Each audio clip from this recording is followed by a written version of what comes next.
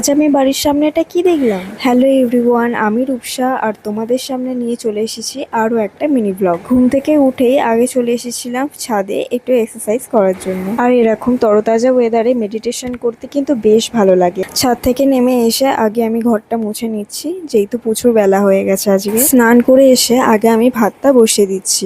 অন্য সময় আমার শাশুড়ি মাই বসিয়ে দেয়, তবে আজ একটু দেরি হয়ে গেছে, তাই আগে এসে আমি ভাতটা বসিয়ে দিলাম। এদিকে অল্প করে একটু ডালও দিয়ে দিলাম, যেহেতু আমার শ্বশুরমশাই ডাল খেতে পছন্দ করে। এরপর ছাদে চলে এলাম জামা কাপড়গুলো মেলতে। তো আজকে লাঞ্চে ছিল লাল নোটে শাক ভাজা, ভাত আর চিকেন। এদিকে খাওয়া দাওয়ার পর বাসনগুলো নিয়ে যখন ঘাটের দিকে যাচ্ছিলাম, এই দেখো বাড়ির সামনে আস্ত একটা গড়গেলে উঠে পড়েছে। এদিকে ঘাট থেকে এসে আগে আমি খেয়ে নিলাম একটা জিরা। আজ তাহলে আসি, টাটা।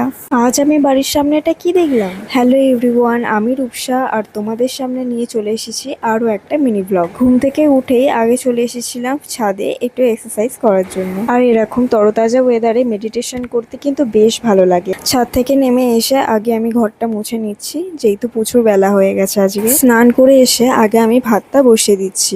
অন্য সময় আমার শাশুড়ি মাই বসিয়ে দেয়, তবে আজ একটু দেরি হয়ে গেছে, তাই আগে এসে আমি ভাতটা বসিয়ে দিলাম। এদিকে অল্প করে একটু ডালও দিয়ে দিলাম, যেহেতু আমার শ্বশুরমশাই ডাল খেতে পছন্দ করে। এরপর ছাদে চলে এলাম জামা কাপড়গুলো মেলতে। তো আজকে লাঞ্চে ছিল লাল নোটে শাক ভাজা, ভাত আর চিকেন। এদিকে খাওয়া দাওয়ার পর বাসনগুলো নিয়ে যখন ঘাটের দিকে যাচ্ছিলাম, এই দেখো বাড়ির সামনে আস্ত একটা গড়গেলে উঠে পড়েছে। এদিকে ঘাট থেকে এসে আগে আমি খেয়ে নিলাম একটা জিরা। আজ তাহলে আসি, টাটা।